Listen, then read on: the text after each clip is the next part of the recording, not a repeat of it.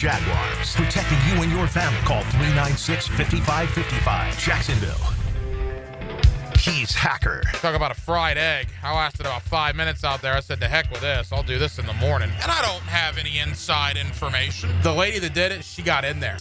She made it happen. And he doesn't shy away from opinion. And I do enjoy drinking cold beer at ballparks. So if that makes me a baseball fan, then I'm a diehard baseball fan. It's Hacker After Dark on 1010XL. And a very good Wednesday evening to you, Jacksonville. It is Hacker After Dark, 1010XL, 92.5 FM with Dylan Denmark. The Hacker Ryan Green with you. Glad you are with us. A Wednesday evening that has Game 1 of the NBA's Eastern Conference Finals starting in less than 15 minutes. I'm pretty excited about the Pacers and the Knicks, man. If you're an old school NBA fan, go back 30 years.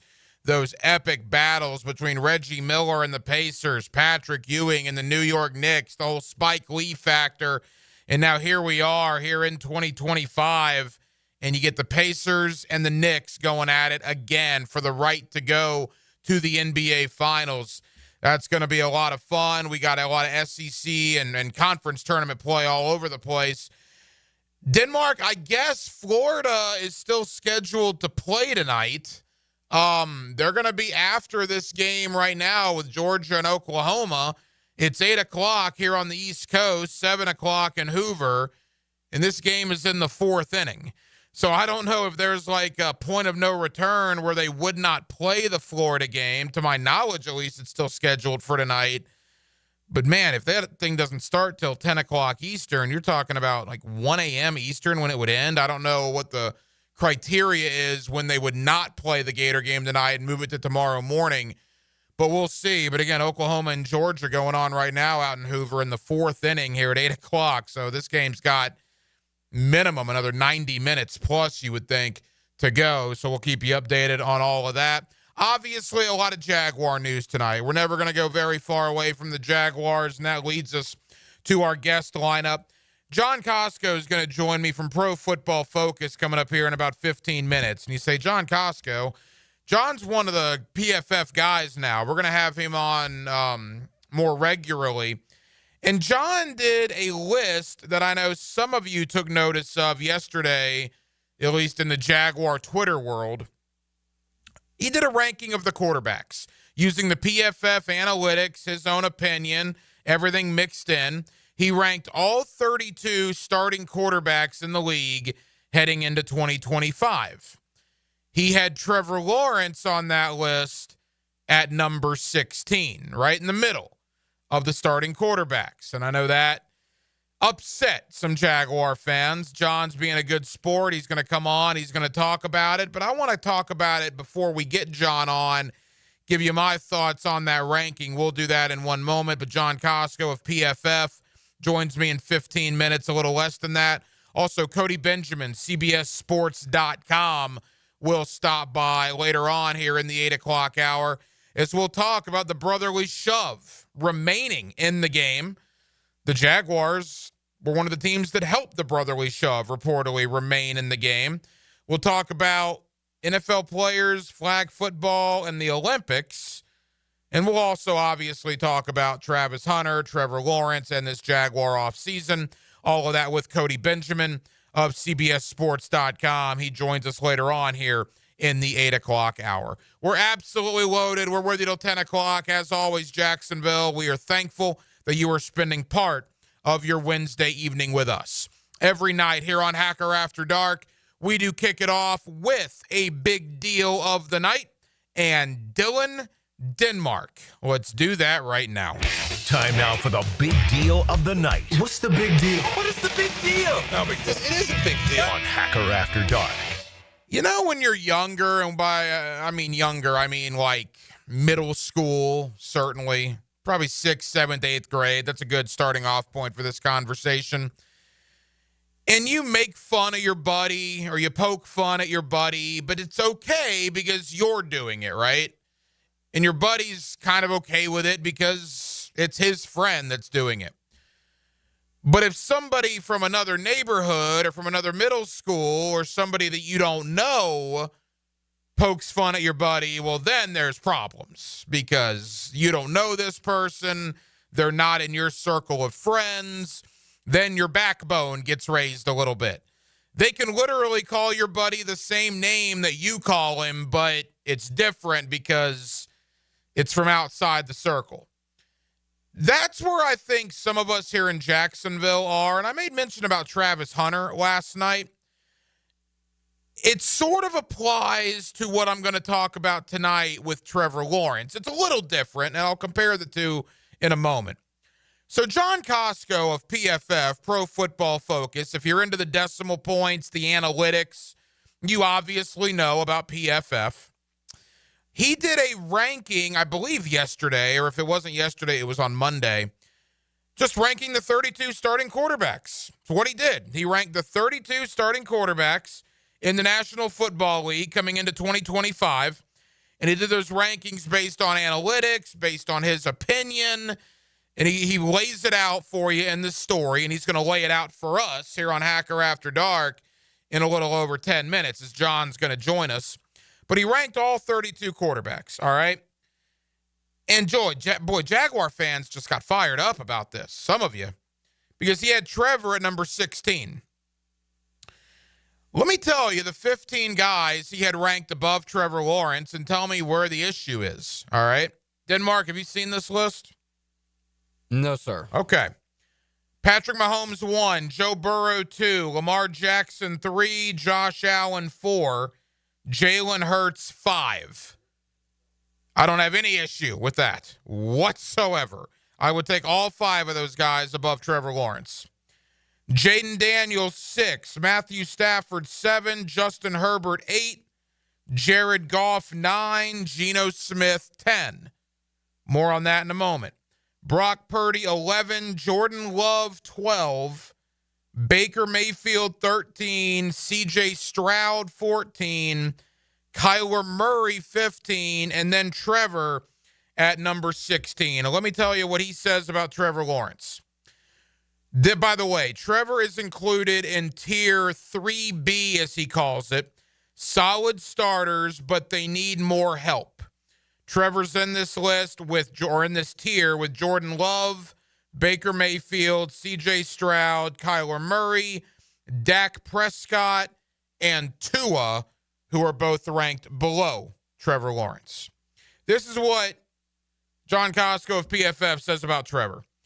Trevor Lawrence might be the biggest wild card in this tier. The talent is undeniable, but he's yet to show the consistent high-level play needed to elevate himself and the Jaguars into the NFL's elite. His 79.7 overall grade in 2023 was a career high, and now he'll have Brian Thomas Jr. and Travis Hunter as his top targets, with Liam Cohen taking over as the offensive play caller. What's the issue? Is it because John Costco said it and Dan Hicken or Jeff Prosser or Mike Dempsey, Frank Frangie, Hayes Carline, Rick Ballou, Hacker, any of us, we didn't say it, so you take issue with John Costco and what he said because he doesn't talk to you every day and he's not around the Jaguars every day and he doesn't live in the city of Jacksonville? Who would you rank Trevor over in these 15 quarterbacks? Certainly not Mahomes, Burrow, Jackson, Allen, or Hurts.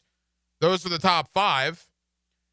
Would you rank Trevor Lawrence over Jaden Daniels? Again, this is based on last year and heading into 2025. Are you kidding? Jaden Daniels was in the NFC Championship game last year. Trevor Lawrence or Matthew Stafford, based on what we saw last year? You take Stafford. He was in the playoffs, darn near beat Philadelphia. Trevor Lawrence or Justin Herbert? I think that's where some of you will have a conversation. But to me, if you go by statistics, Herbert was better than Trevor last year. Now, Trevor beat him in the playoffs a couple of years ago, but this is not a list of what happened 2.5 years ago. This is a list of last year and thoughts on heading into the 2025 season. Jared Goff or Trevor Lawrence? You take Jared Goff, at least right now. Geno Smith, that's where a lot of you, I think, got upset. Geno Smith has an 85.8 passing grade according to PFF's analytics. That's just 0.2 points shy of Patrick Mahomes. Geno Smith, statistically, I know a lot of you are into the analytics, analytically, was better than Trevor Lawrence last year. Brock Purdy, well, he just got paid. Would you take Trevor Lawrence over Brock Purdy right now? I don't know. There might be a conversation there. Would you take Trevor Lawrence over Jordan Love? Probably not, if you're being realistic. Again, right now, this could certainly change come October and November. Baker Mayfield at 13 had a better year than Trevor Lawrence last year. Wasn't even close. CJ Stroud, 14. Again, probably a conversation, but CJ Stroud has been the quarterback of the back-to-back division champion Houston Texans. And then Kyler Murray, again, probably a conversation there, but I don't think it's a surefire bet that I would absolutely take Trevor over Kyler Murray. In case you're wondering, the guys ranked behind Trevor, Dak Prescott, Tua, Bo Nix, Bryce Young, J.J. McCarthy, Drake May, Michael Penix, Caleb Williams, Cam Ward, Sam Darnold, Russell Wilson, Justin Fields, Flacco, Anthony Richardson, Mason Rudolph. There you go. Broad overview of this. And again, the man that put this list together, John Costco of Pro Football Focus, going to join me in less than 10 minutes. I get the vibe, and maybe I'm guilty of this too, and I probably am. I think we're all kind of guilty of this here in Jacksonville. Now, some are outlandish. Like, I thought the Travis Hunter stuff that I talked about last night, the national stuff he's getting, that is ridiculous. And again, I think that has more to do with him being in Jacksonville than the player itself. This list is about the player, Trevor Lawrence. The generational stuff is gone, obviously, but I get the sense that when Trevor gets ripped nationally, our backbone gets raised a little bit. Your backbone, my backbone. Hey, who are you to rip Trevor Lawrence if you don't live in Jacksonville, if you're not a Jaguar fan, or if you're not a member of the media that covers the Jaguars? You don't rip our guy. Now, it's okay for a Jaguar fan to rip Trevor, and it's okay maybe for some of you, for this 1010XL personality or that person on Channel 4 or that person on, whatever, Action News, if they want to rip Trevor, but they're Jacksonville guys or gals. It's okay. It's just like in middle school, right? Like I started this conversation with. If you rip your buddy that's your friend and when you were in middle school, well, that's okay. But when the guy at the other middle school rips your friend, well, then there's problems, right? Then there's maybe a duel to be had. I have no problem with this list from Pro Football Focus.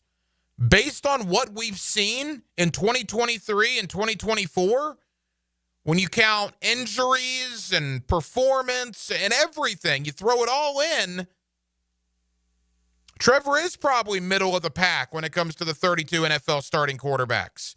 That's probably right about where he belongs right now on May 21st, 2025. I have very little issue with him being ranked 16th out of 32 on this list. Do I think he's better than that ranking? Yeah, I think that, but we haven't seen that in 2023 or 2024. I believe we will see that in 2025. And I believe May 21st of next year, Trevor will be a lot higher than number 16. But for the here and now, this list that PFF put out that has Trevor 16 out of 32 of the starting quarterbacks heading into the year, very little issue with it. But because it was PFF that did it and not 1010XL or not Jaguar fan, I think that's why some of us got our feathers ruffled by this. We can rip our guy. You, meaning the outside world, outside of Jacksonville, when you rip our guy or downgrade our guy, well, then there's issues. So this is not PFF talking, who ranked Trevor 16. This is Hacker, 1010XL, talking to you. I would have Trevor middle of the pack right now. And I would have absolutely no trepidation in telling you that. I think he will be better in 2025. I think he will prove that he's a top 12 quarterback in 2025. But right now, on May 21st, yeah, I would have him middle of the pack as well. 641-1010 on the text line, designed by Lifetime Enclosures. Your thoughts always welcome. The man that put this list together, John Costco, Pro Football Focus. What does he think? He's gotten a lot of reaction from you guys on the social media world. He's kind enough to join us. We'll have this conversation next. On a Wednesday evening here in Jacksonville, Florida, we're glad you're with us on Hacker After Dark, 1010XL and 92.5 FM. Your home team's radio home. To the 25, to the 20, to the 15, to the 10, to the 5. Touchdown! 1010XL, home of the Jaguars. Hey, Hicken here. I couldn't be any happier than to join the George Moore Chevrolet family. When I say family, I mean it. Visit their beautiful showroom today off Atlantic Boulevard. Find out exactly what I'm talking about. No pressure, just friendly help. And whether you want a car, a truck, SUV, electric, pre-owned, you name it, George Moore Chevrolet has it. And if you can't make it over to Atlantic Boulevard, no problem. MooreChevy.com is easy to navigate as any site you will try. It's never been more easy to use. George Moore Chevrolet. Together, let's drive. Bueller, stay cooler with Bueller. Jason, I don't see how a new air conditioner is going to work out for me. Well, you like air conditioning, right? Oh, yeah, totally. But a new air conditioner could be expensive. Well, not if you... I mean, to save up the money, I probably have to give up my extra hot skim latte every morning. Now I fall asleep during a staff meeting, get volunteered for the summer picnic committee, and end up sitting in the dunk tank all afternoon getting water up my nose. Okay, look at it this way. Put on these sunglasses. Whoa. Bueller Air and Plumbing puts in a new AC. We hook you up with affordable financing, and you stay cool and comfortable for just $149 a month. Cool? Cool. I see it now. Life can be hard on your budget. If you suffer through the heat because of a broken AC you could totally afford to replace, you could visit Stay cooler with Bueller. Visit BuellerAir.com. Get this. Joey and me were supposed to go to this concert next week, right? But then something terrible happened. Joey was driving without a seatbelt. But he didn't wreck. No, he got pulled over. Now Joey has to pay for a seatbelt ticket instead of a concert ticket, and I have to go by myself. How lame is that? So Joey, if you're out there, you're an idiot. Wear your seatbelt or you'll get a ticket. All across the country, cops are cracking down. Click it or ticket, day and night. Funded by the Florida Department of Transportation. Are your kids ready to play this summer? Come check out The Y. Summer is a time for kids to explore new things and expand the limits of their imagination. At The Y Summer Camps, every day is a new adventure. Kids can learn about STEM, arts and humanities, athletic sports, outdoor games, and more. Registration is now open, but space is limited, and spots are filling up quickly. Learn more and find your adventure at fcymca.org. Search Summer Day Camp.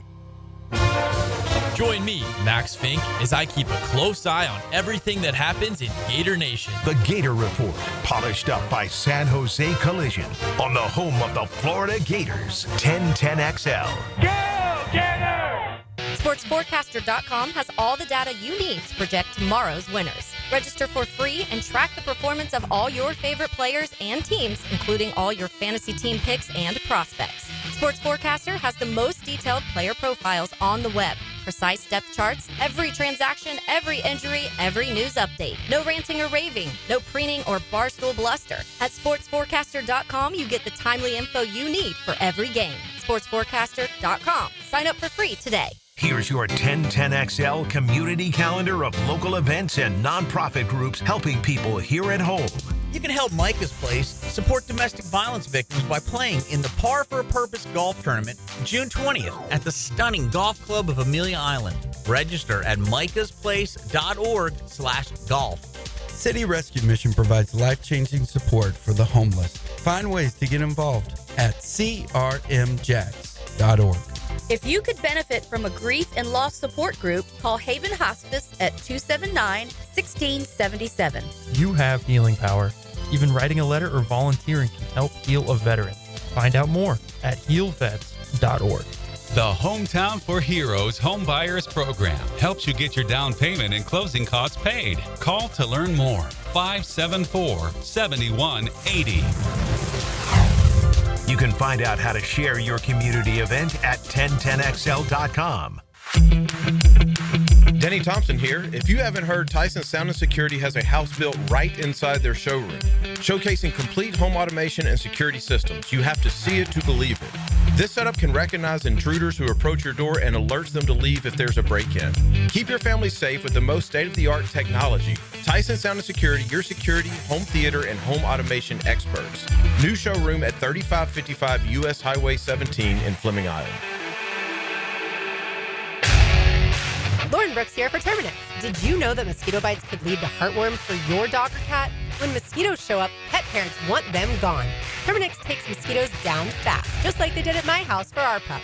Terminix knows that pets are part of the family. They do what it takes to help protect them. When mosquitoes show up, so does Terminix. Don't live with a mosquito problem, Terminix it. Visit Terminix.com today to schedule a free inspection online. That's TerMinix.com.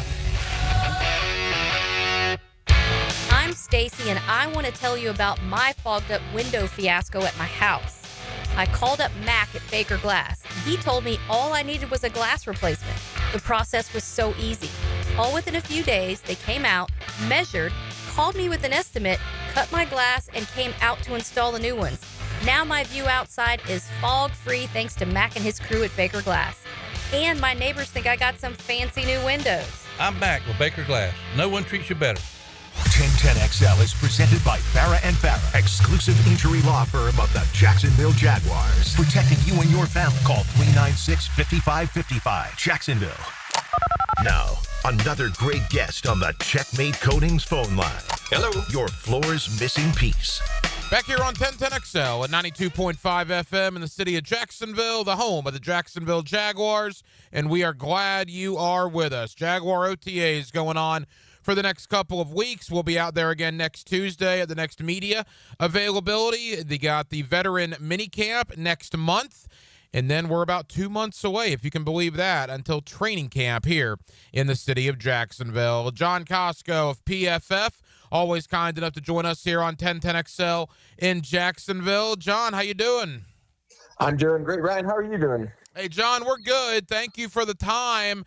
All right, you did a list on PFF earlier this week ranking all 32 starting quarterbacks coming into 2025. First and foremost, let me throw this out there that I had very little issue with your list in regards to Trevor Lawrence. And I'll explain myself in a moment because I know Jaguar Twitter has hit you pretty hard. You had Trevor, I believe, at 16 on your list. First and foremost, what went into the thinking of putting Trevor right in the middle of the 32 starting quarterbacks? Yeah, he was probably one of the most difficult quarterbacks to place. I think that his level of play hasn't been what everybody expected it to be as after he was selected first overall, in 2021. Considered to be the next, Peyton Manning and Andrew Luck and all these, generational type of talents or whatever coming out. But I think for him, he did flash early in his career, struggled as a rookie, but the next few years were great. And then last year, obviously, the season cut short from, the concussion, the AC joint sprain that he had. Obviously, had the shoulder surgery this offseason or in December.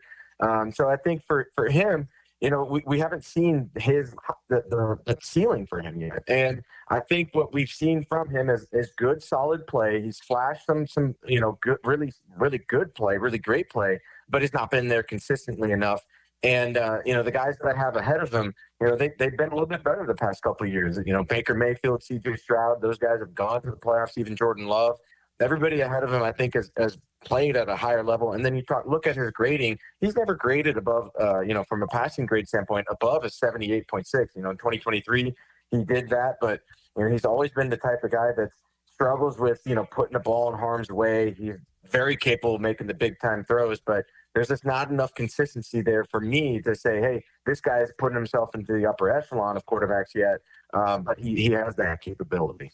As I'm sure you found out, Jaguar Twitter can be an interesting place when you do something that they disagree with. Again, John Costco of PFF. He did the quarterback rankings earlier this week on PFF. No, the reason I agreed with you, look, I'm very high on Trevor coming into this year, and we'll get to the Travis Hunter, Brian Thomas Jr., De'Ami Brown factor in a moment. But my point was last night, and that's why I'm happy I have you on tonight to talk about it, is you look at the 15 guys that you have ranked above Trevor, I can't argue with you on any of those. I mean, Geno Smith, maybe. But again, I think Geno Smith has been good the last couple of years. I mean, you could be the most diehard Jaguar fan out there. You cannot honestly sit there and tell me that the last year or two that Jordan Love or Baker Mayfield or C.J. Stroud haven't been better than Trevor Lawrence. Does that mean they'll be better than him in 2025? Well, I'm not saying that, but your list is going into 2025. Obviously, what we saw in 23 and certainly 24, and that's why I had very little problem with you having Trevor ranked 16th. Yeah, exactly. Like that's kind of my thought process too, is that, after you get past maybe the top 8 or 9 quarterbacks in the NFL, you almost kind of throw a dart in terms of like who's the better quarterback currently. And I think, the struggles that Trevor Lawrence has had, obviously last year was not a great year. The year before was better. But we saw a step back in this when he was healthy and on the field last year. And, you look at the grades the past couple of years, we were like, pretty good on our grades, at PFF. His overall grade is 19th in the NFL over that time. And a couple of those guys are, Derek Carr is a retired guy. He was grading higher or something like that. But he's behind the likes of Kirk Cousins even, and Jared Goff, and Geno Smith especially. Like Geno Smith's passing grade in the past 2 seasons is the 6th best in the NFL behind, those elite guys at the top. He's actually played really high quality football. And then you also look at like the team success. Trevor Lawrence and expected points added per play is down there in the mid-20s comparative to these other guys. So, if maybe the team success was also following him, but maybe he wasn't grading as well, I might put him a little bit higher, saying, hey, he is elevating the team. Maybe the grading isn't maybe catching up to the efficiency of the team, but, his grading is not great. It's good, but it's not great. And also the efficiency is not there. So that's where I kind of struggle with putting these rankings together. Lawrence, I think, has the talent for sure to be a top tier type of guy, but he just hasn't put it together consistently yet. John, you had Baker Mayfield ranked above Trevor. Again, Baker's coming off a 4,000-yard season, and Baker's offensive coordinator last year is now the Jaguar head coach and Liam Cohen. How do you feel Liam Cohen will do with Trevor Lawrence with the knowledge that, all right, Urban Meyer was a flipping disaster, and Doug Peterson, quite frankly, it looked like maybe the game had sort of passed him by in the last year and a half. Yeah, you look at Baker Mayfield in his career, and he's had 5 different offensive coordinators the past 3-4 years. So, he's a guy that's had some ups and downs and roller coasters, obviously, for a career, and he really pulled off a turnaround the past couple of years when he's come to Tampa Bay. And they've been all behind him, and obviously some ups and downs and roller coasters, obviously, for a career. When him and who is now the head coach for the Panthers really helped him as well. So they put together around him a good system, and with Cohen coming from that system, knowing how to build around a young quarterback that has talent but maybe has struggled through his career, I think that's only going to be a good thing for Trevor Lawrence. And will be. Being a head coach is a different animal than being the offensive coordinator or even a position coach. And we'll see if he can take that leap. And, I think he has the capabilities of doing that. I think he's a really good play caller, play designer. So I think he should be able to get the right pieces around and the right calls around Trevor Lawrence for him to succeed. So it's just, I think it'll rest on Lawrence's shoulders now because they are building, they built this offseason a better offense around him than what he had last year in the past couple of years. A couple of more for John Costco of PFF. He's with us here on 1010XL in Jacksonville. John, we talk about Travis Hunter, all right, the Travis Hunter factor. You match him with Brian Thomas Jr., De'Ami Brown as well, who maybe I'm drinking the Kool-Aid there, but I saw what De'Ami did in the playoffs for Washington. I'm very intrigued what he could do alongside Brian Thomas and Travis Hunter. What do you think of the skill position talent around Trevor Lawrence this year?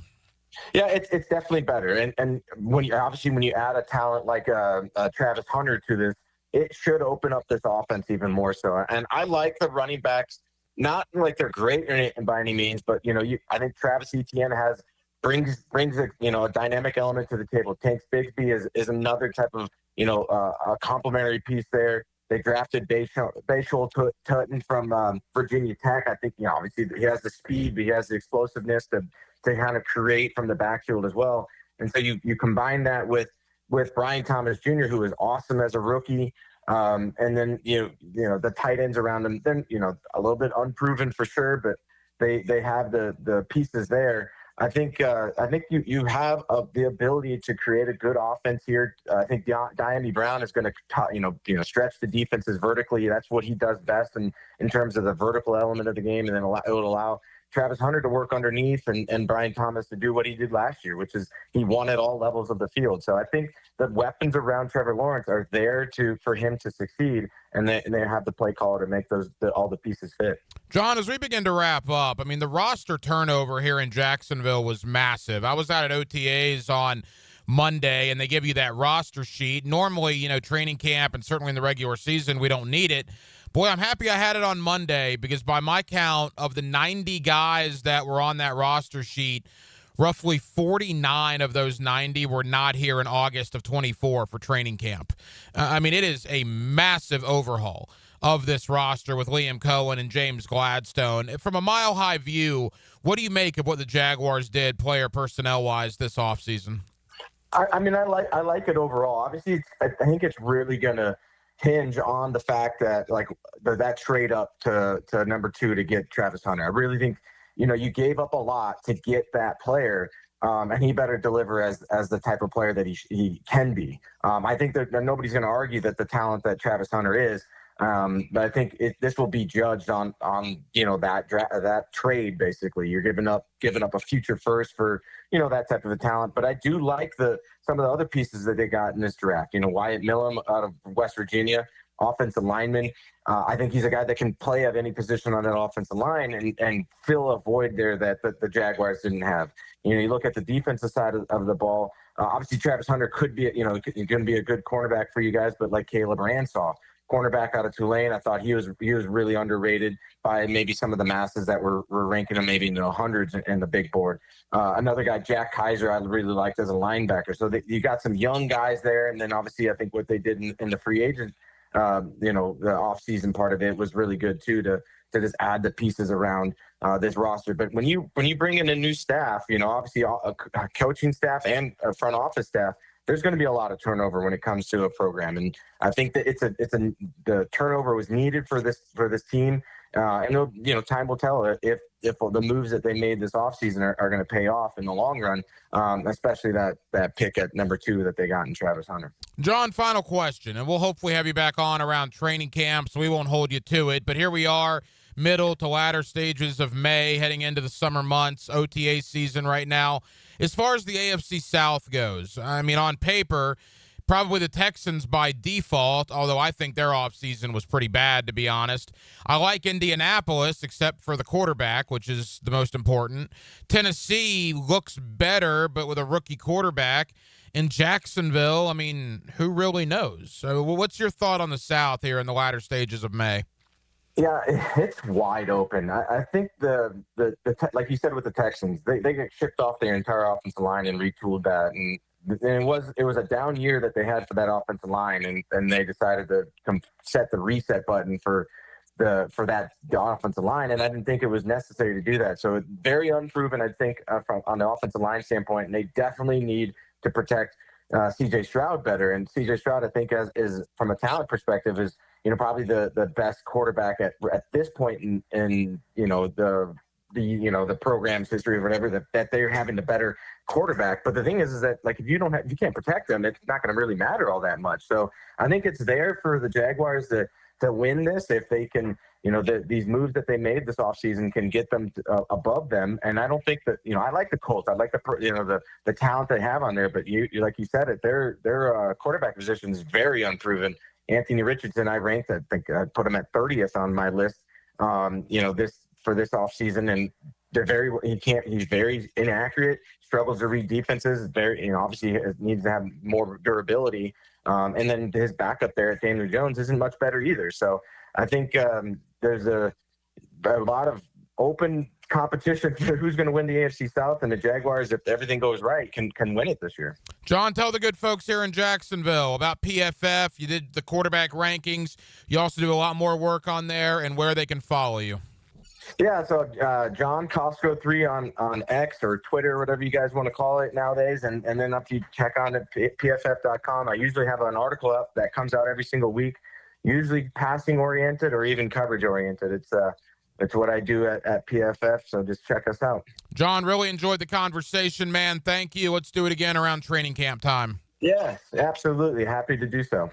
There you go, John Costco of PFF. Appreciate him coming on because you know how things go and somebody writes something or puts a ranking out that does not do well with, Jaguar fan. They get ripped a little bit, and John had a good time with it. But I appreciate him coming on, laying out his side of it. Again, he has Trevor Lawrence ranked 16th out of the 32 starting quarterbacks heading into 2025.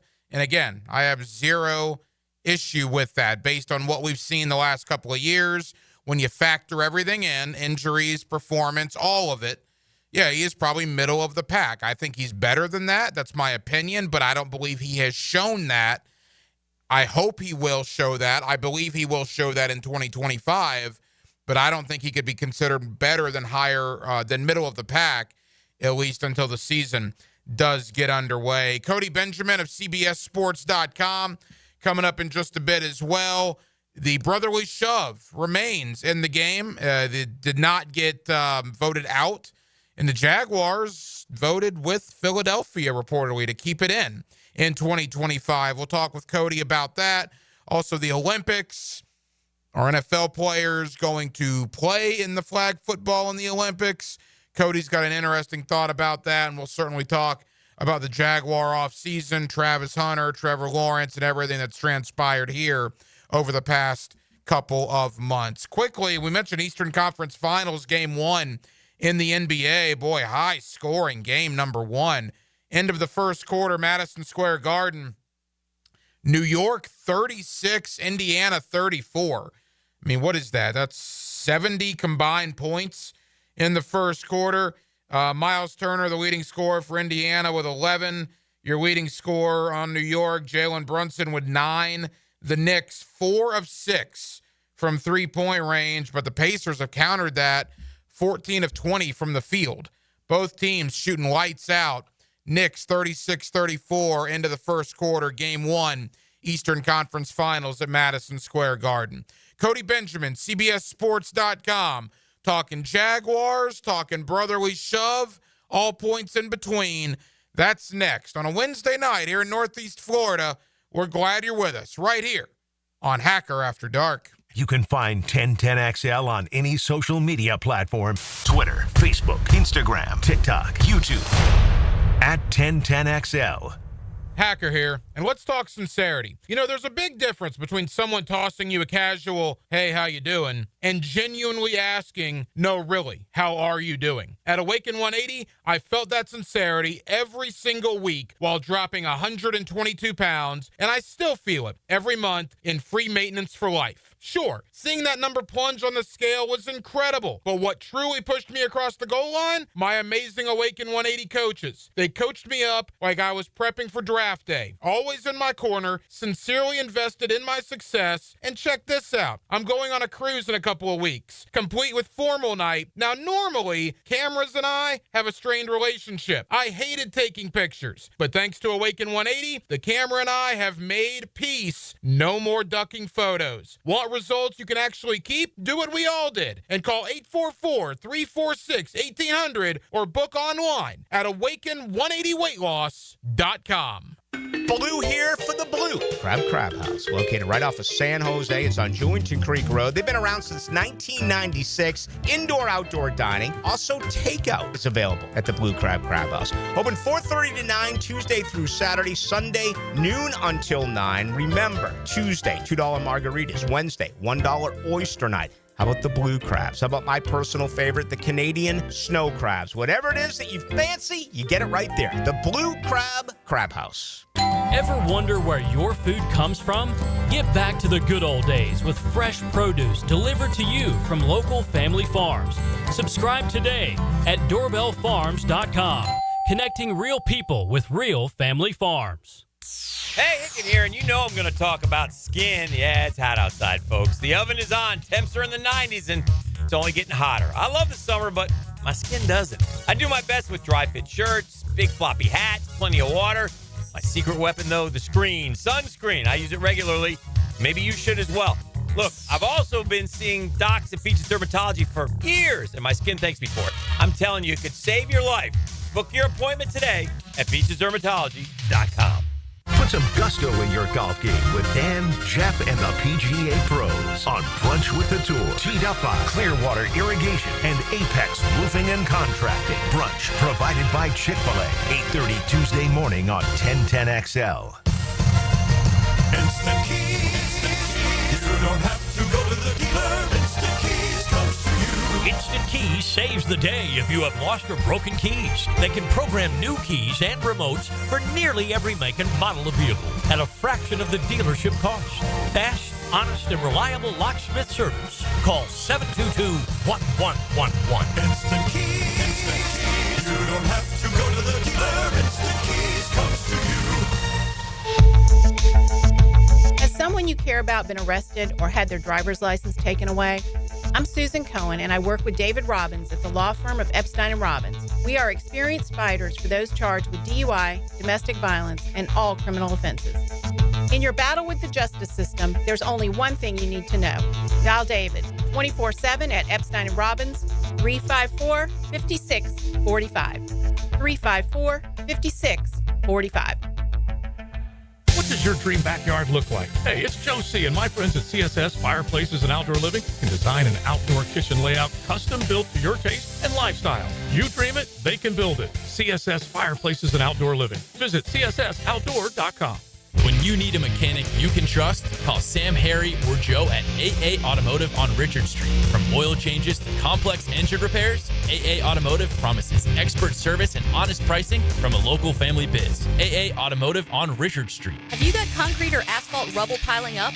Arcosa Crushed Concrete will pay you for it and recycle it. They're just minutes from Everbank Stadium on Talleyrand. Call Arcosa Crushed Concrete and get paid for what you don't need. ArcosaCrushedConcrete.com. Interested in a unique date night? Gibby here. I took my wife Nikki to Wick a Candle Bar. She made her own custom candle right there in the store. Shop local at Wick a Candle Bar. Locations in San Marco and Jacks Beach. If someone you love needs a pick-me-up, then it's time to get serious about it and send them a Kuhn Floral Arrangements. Dylan Denmark here with 1010XL. You'll be assured of a quality delivery, that's for sure. Log on and order online at kuhnflowers.com. 1010XL is presented by Farah & Farah, exclusive injury law firm of the Jacksonville Jaguars. Protecting you and your family. Call 396-5555. Jacksonville. Now, another great guest on the Checkmate Coatings phone line. Hello. Your floor's missing piece. Back here on 1010XL at 92.5 FM in the city of Jacksonville, your home for the Jacksonville Jaguars, and we are glad you are with us. Boy, there is a ton going on. OTAs for the Jacksonville Jaguars. We're inside of a month away from veteran mandatory minicamp, and there's a lot going on with the NFL owners voting on some proposals and some changes coming to this upcoming football season. Let's talk about all of it with Cody Benjamin, CBSSports.com. Always kind enough to join us here on 1010XL. Cody, it's been a little while, man. How are you? I'm doing well. You know, we have a lot of quiet days in the off season, and then you get some fireworks days. And it seems like today is one of those with the owners' meetings and plenty to talk about. So glad to be back on. Yeah, there's no doubt. Let's begin, Cody, with the tush push, the Philly special, or whatever you want to call it, the brotherly shove, I guess is what it's referred to. It's going to be back in 2025 by a slim margin, but it is going to be back. Your reaction that proposal from Green Bay did not pass?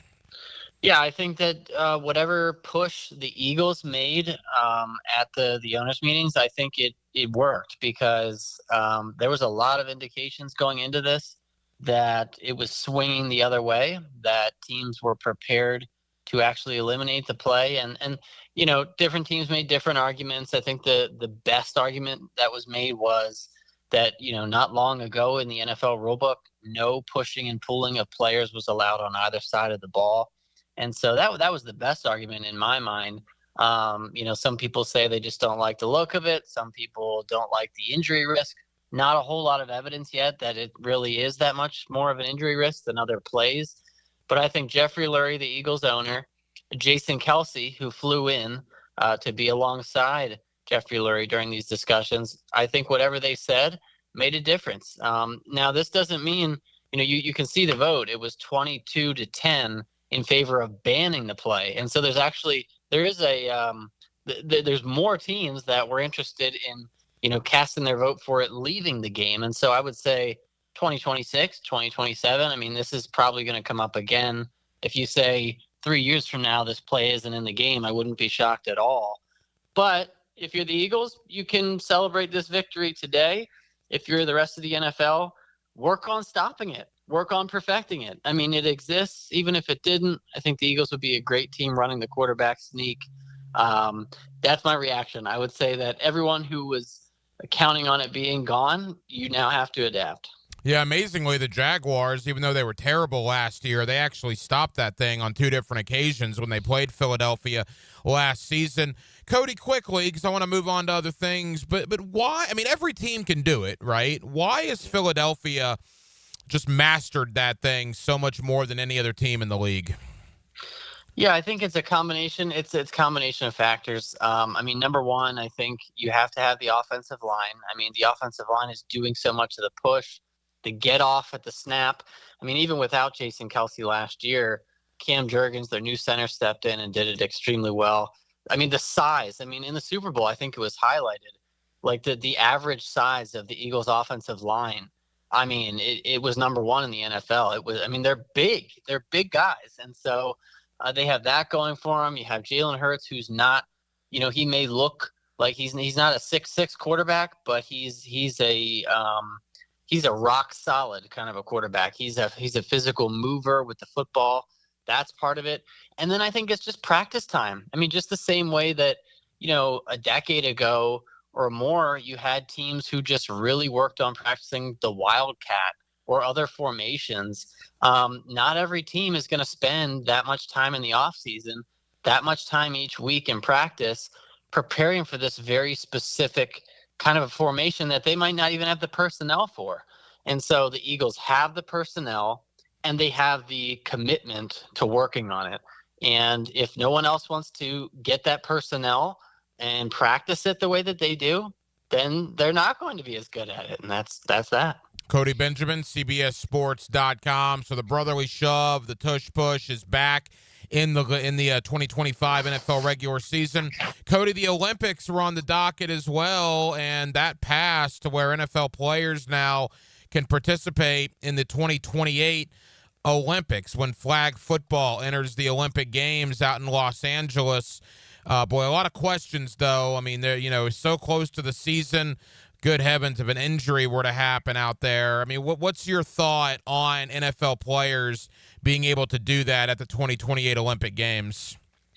Yeah, I think it's kind of a tempered excitement. I think that, you know, the NFL giving the green light, it is a big deal. I mean, I think there are athletes, you know, Justin Jefferson came out already and kind of talking about it'd be a dream to play on the Olympic stage. And guys like him are precisely the athletes you'd be looking for that kind of a space. I mean, flag football is not football in terms of football players. There's a physicality to it. It's an entirely different format. And so you're looking for speed, athleticism, explosion, multi-position versatility, a guy who can play receiver and DB. And so on one hand, I think, yes, it's exciting. Do I expect an NFL player or 3 or 4 to be on the Olympic stage? I think, yes, I would. On the other hand, would it be shocking if in 2028, most of Team USA in the Olympic flag football team, most of them are not NFL players?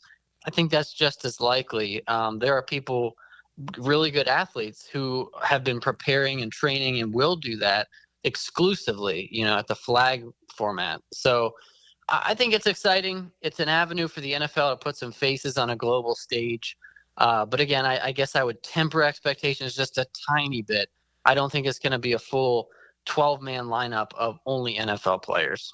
Cody, I want to get into the Jaguar offseason with you in a moment. Final piece of business that did not get passed this time around, but certainly the conversation will continue, and that is the idea of division champions basically not being guaranteed a home playoff game. The thought was, I think Detroit brought it up, to seed the teams 1-7 based on record only and not division titles.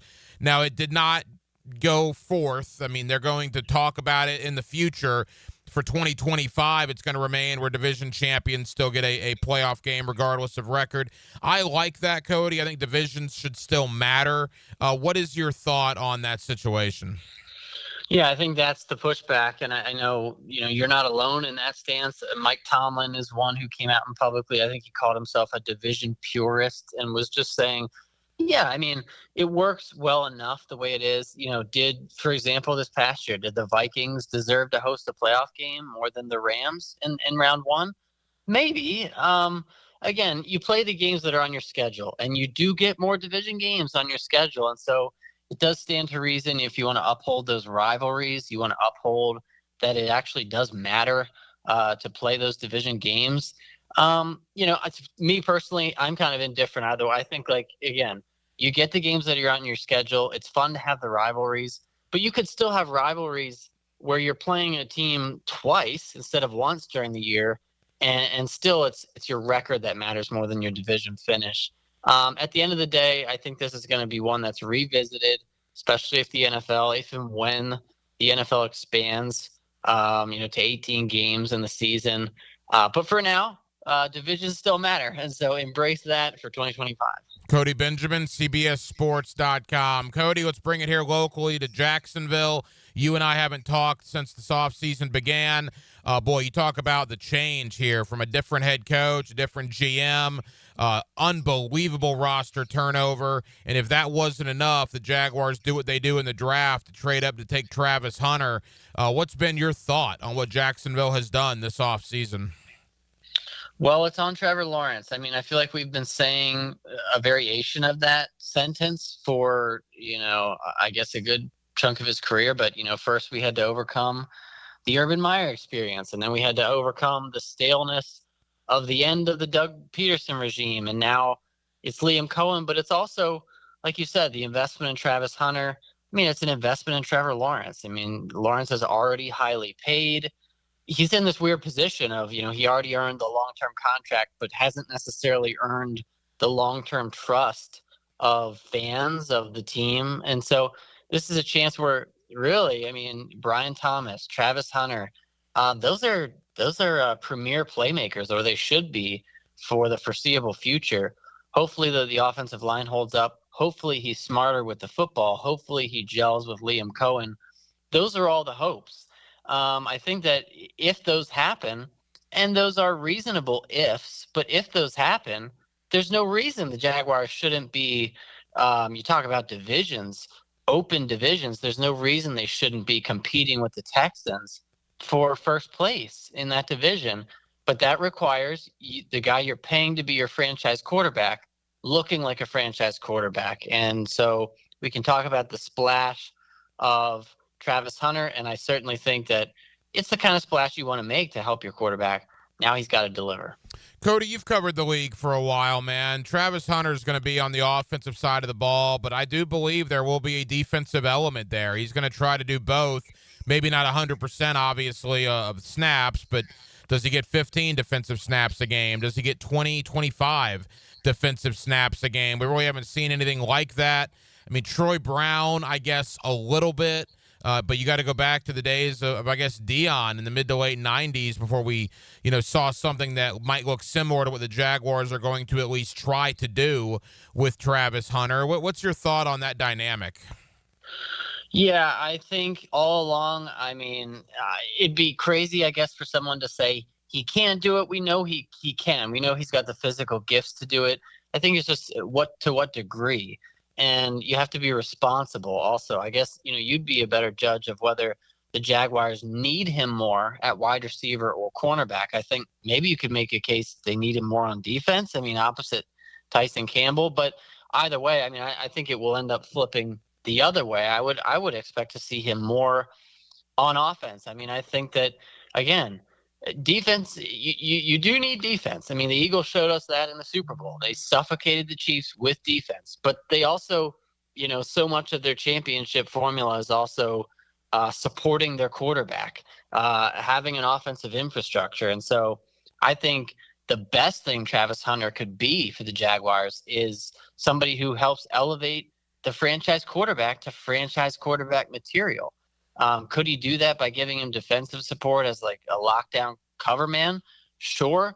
I just hesitate to believe you hired an offensive coach. You're trying to save Trevor Lawrence. To me, you move up and get Travis Hunter to unlock Lawrence, to make that quarterback coach pairing work. And so that's what I would expect, more of a heavy tilt offensively. You sprinkle him in on defense. Look, if he's a shutdown corner and a number one wide receiver, great. That would be awesome. But I think if you're counting on one, it's the receiver portion. Cody, as we begin to wrap up, 39-year-old Liam Cohen, right? 34-year-old general manager in James Gladstone. For crying out loud, they got a 30-year-old offensive coordinator in Grant Yudinsky. A lot of teams haven't gone this young very often. The Jaguars chose to do that this offseason. What's your take on the staff and the front office changes here in Jacksonville? Yeah, I think I'll probably be echoing myself from a conversation we had earlier this offseason, but I think the key really is then, are you willing to give them the leash that they need to grow together?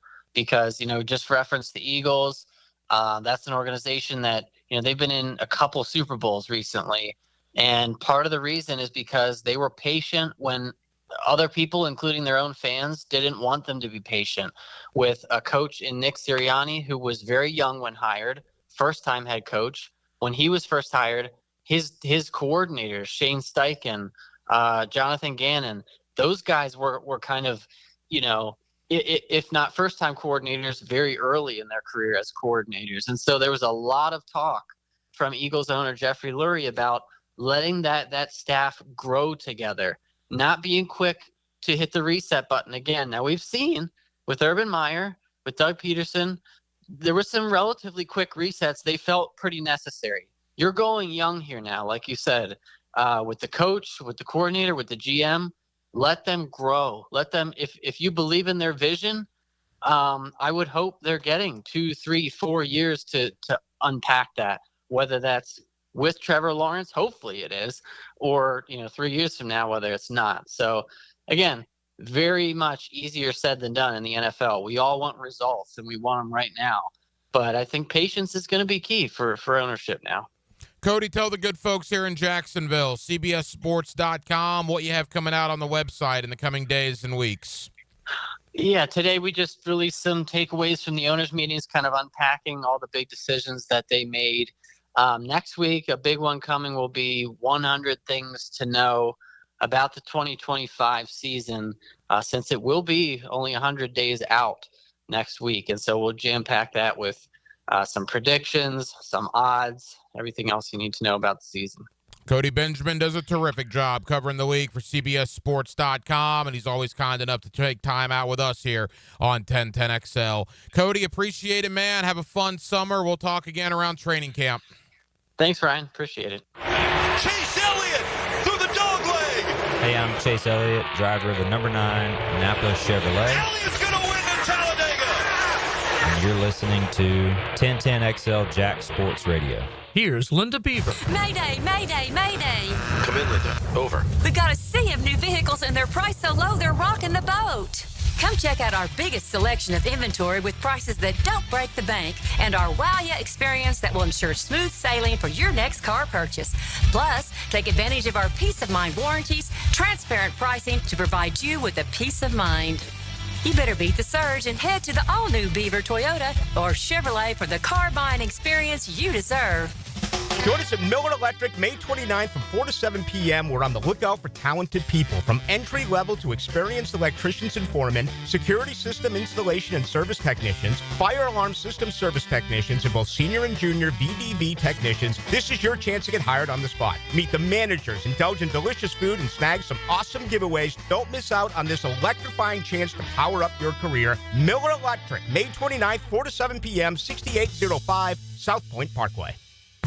Plumbing problems? AC not blowing? Septic tank doing whatever septic tanks do? Don't call 3 different companies and play contractor roulette. Just call Duck Duck Rooter. We handle plumbing, septic, and air conditioning all under one roof. That's one call, one company, and one bill that won't give you a heart attack.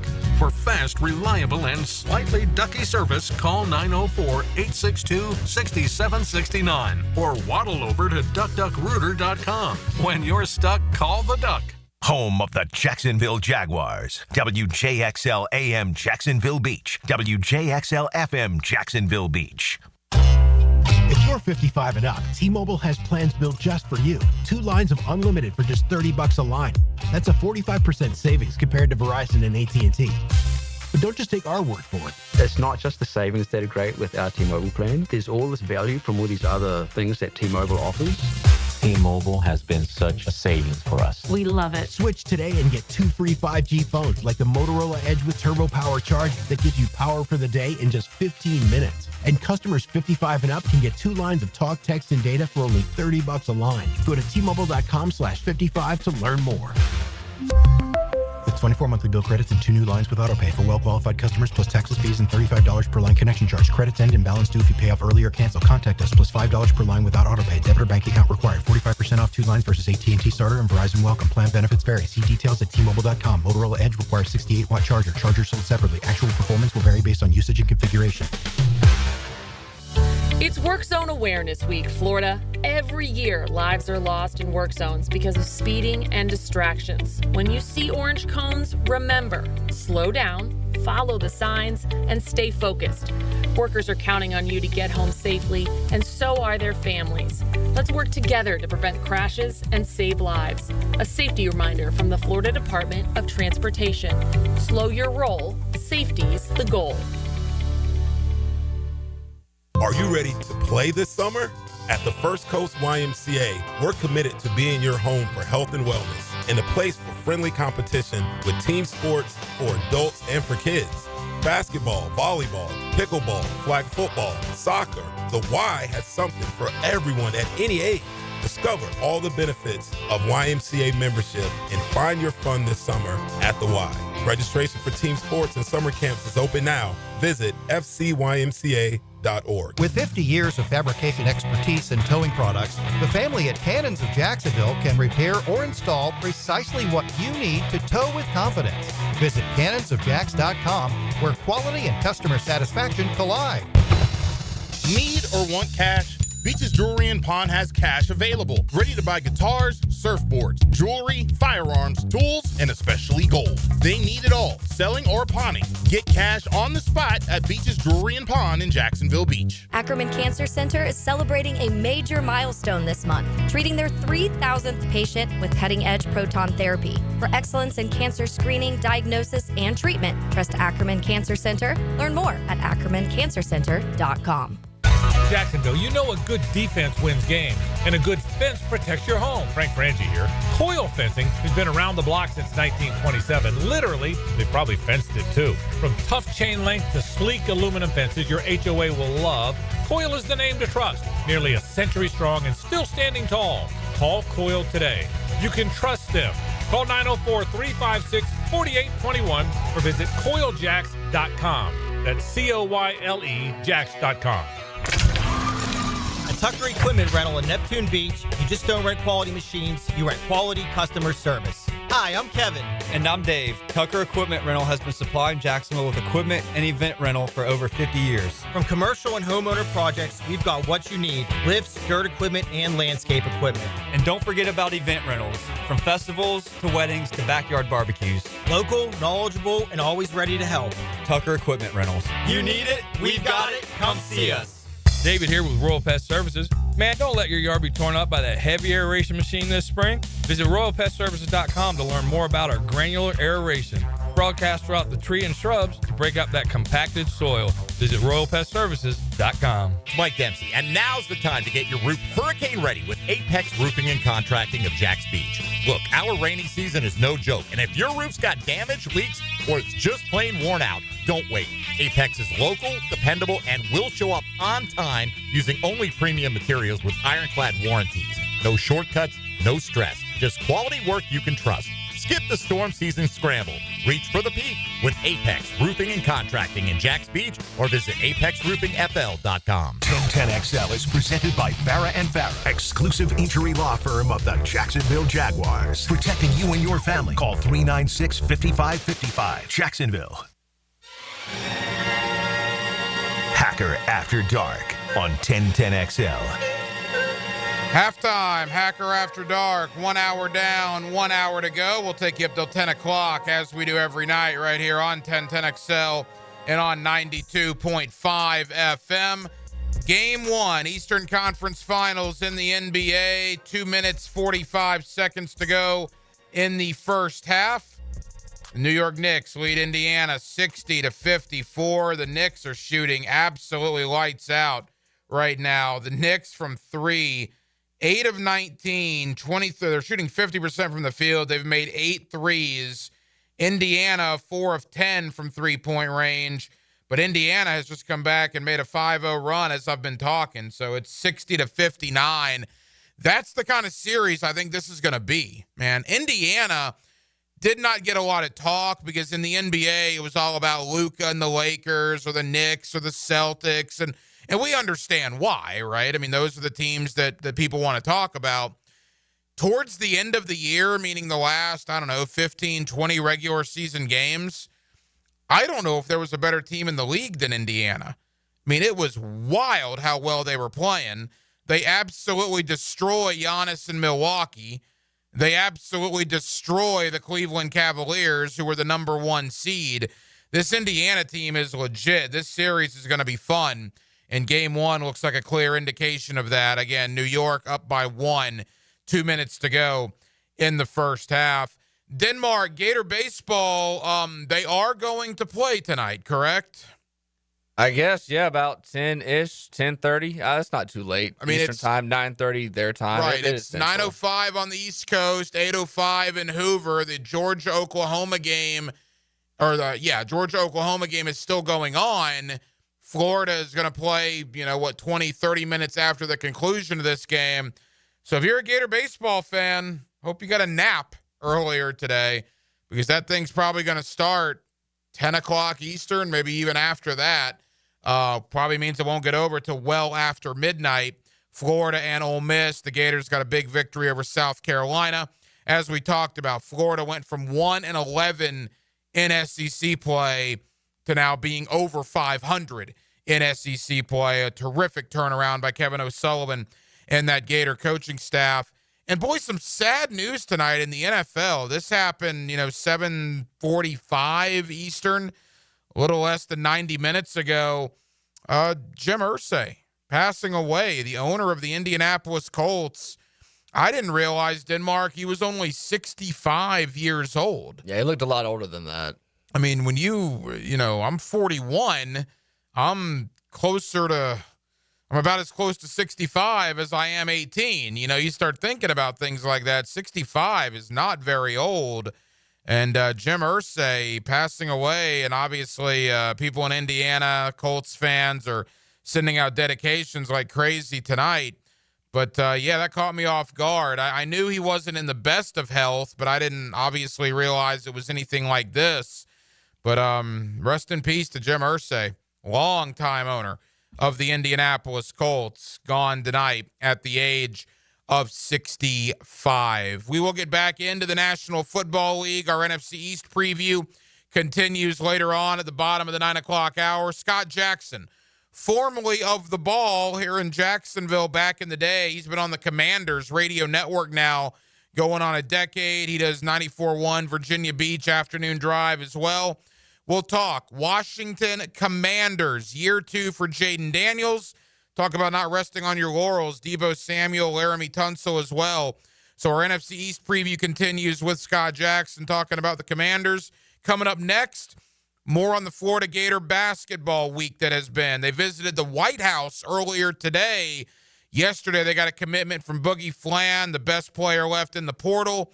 Ruben Chinyelu announces he's coming back. What about Alex Condon? We'll talk about all of it with Neil Blackman of Saturday Down South. He's also the host of the Florida Basketball Hour podcast. Neil does a terrific job.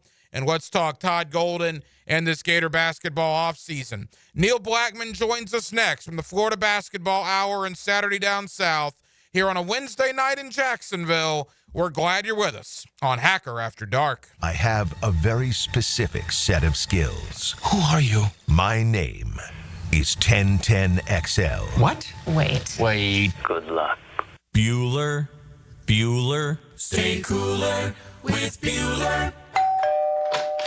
Jason, I don't see how a new air conditioner is going to work out for me. Well, you like air conditioning, right? Oh, yeah, totally. But a new air conditioner could be expensive. Well, not if you... I mean, to save up the money, I probably have to give up my extra hot skim latte every morning. Now I fall asleep during a staff meeting, get volunteered for the summer picnic committee, and end up sitting in the dunk tank all afternoon getting water up my nose. Okay, look at it this way. Put on these sunglasses. Whoa. Bueller Air and Plumbing puts in a new AC. We hook you up with affordable financing, and you stay cool and comfortable for just $149 a month. Cool? Cool. I see it now. Life can be hard on your budget. If you suffer through the heat because of a broken AC you could totally afford to replace, you could visit. Stay cooler with Bueller. Visit BuellerAir.com. This is your Mad Dad's Update with Chapter President Donald Ford. In our effort to curb crime, drugs, and violence during the summer months, we are offering Friday Night Lights. It has already started and will be going until school starts back. It is every Friday night from 6:30 to 9:30 at the Blacktop, 5732 Normandy Boulevard, and behind the Potter's House Christian Academy. We manage 3 basketball courts. You are not running on the cement. We have covering on each court. The Lakers, the Magic, and the Heat. Ages 15 to 40 years old. This will give them something to do other than selling drugs and getting into trouble. We have monitors there giving leadership. We have to wake up, stand up, and speak up. Hit me on Facebook and tell me what you think. Or MattDadJacksonville.com. Brian and Angela Wall here with Window World. You've heard us talk about it. Window World, the #1 window replacement company in the USA, selling over 1 million windows each year for the past 8 years. That's a lot of satisfied customers and why J.D. Powers has awarded Window World Best in Customer Satisfaction 3 out of 4 years. Window World stands behind their slogan, simply the best for less. With Window World, you get top quality windows at a price that leaves more of your money in your bank account, and you get the absolute best guarantee there is in the window replacement industry. When compared to our competition, there is none. See for yourself. Call the competition. Get quotes from them. But before you buy, get Window World's free estimate and compare the quality of the windows and the price. You'll see. And when your new Window World windows are installed and they're saving you money on your energy bills, if anything goes wrong with those windows, Window World and I will be there to make it right. That's my guarantee. Call Window World today. Start saving money on your new windows and your energy bills and take vacation with your savings. Window World, online at windowworldneflorida.com. Window World, simply the best for less. Thank you for your business. Window World also offers energy-efficient doors and siding. Give a man a fish, he'll eat for a day. Teach a man to fish. And he's listening to the Nimnicht Outdoor Show. With tips, and storage. Presented by Duck Duck Rooter Plumbing, Septic and Air Conditioning. Every Saturday morning, 7 to 10. On 1010XL. Lucas Tree Service is a certified arborist and a local family-owned business with over 45 years of experience. They specialize in tree removal, trimming, and stump grinding for both residential and commercial properties. Get prepared for storm season and receive top-notch customer service from Lucas Tree Service, 904-241-3533. Online at lucastreeservice.com. Hi, folks. It's Frank Frangie. Look, when it comes to glass needs around the home, there's one name I trust, Lee and Kate's Glass. Those beautiful custom glass shower enclosures, maybe a new mirror, a glass tabletop. They can even replace your foggy or cracked glass without having to replace the whole window. Lee and Kate's is local. They're family-owned. They've been a part of our community since 1926. Boy, they've taken care of me, including our brand new offices at Walk Off Charities. They did a great job. I promise they'll do the same for you. Visit leeandkatesglass.com. 1010XL is presented by Farah and Farah, exclusive injury law firm of the Jacksonville Jaguars. Protecting you and your family. Call 396-5555, Jacksonville. Now, another great guest on the Checkmate Coatings phone line. Hello. Your floor's missing piece. Back here on 1010XL at 92.5 FM in the city of Jacksonville. We are glad you are with us. Boy, it was a big week for Todd Golden and the Florida Gators. They get Ruben Chinyelu back as he takes his name out of the NBA draft. They also get a commitment from one of the best players remaining in the transfer portal from Arkansas, guard Boogie Flan. Still awaiting word on Alex Condon, but boy, on paper, looks like the defending national champions should be awfully good again this upcoming season. Let's talk with a man that is the host of the Florida Basketball Hour. You can also read his terrific work at Saturday Down South. That's Neil Blackman. He's always kind enough to join us here on 1010XL. Neil, how you doing? I'm doing good. Thanks for having me. Hey, Neil, we always appreciate it. Busy week for the Gators. Let's begin first and foremost with the first news of the week. Ruben Chinyelu coming back after putting his name in the NBA draft. He announces he is coming back to Florida. What does Chinyelu's return mean for that Gator front court? Well, I think it means that even if Alex Condon stays in the NBA draft, Florida has one of the stronger front courts in the SEC next year. Ruben really came on in February and March, and while he didn't score at a high level, he was efficient when he did shoot. The ball went in for the most part, and then he's just such a menace on the offensive glass and on the defensive glass, and he's an outstanding shot blocker. So from a defensive standpoint, he was already one of the best defensive front court players in the SEC. You'd expect that to continue. He spent a lot of time getting feedback about ways he can grow offensively. But I think for Florida, the key for Ruben is just to continue to eat on the rebounding side of things. And anything they get from him offensively would be a bonus. But he's certainly the anchor of what could be another very good defense. Neil, to that point, I don't think I'm breaking any news here. If Condon comes back, it's the best front court in America.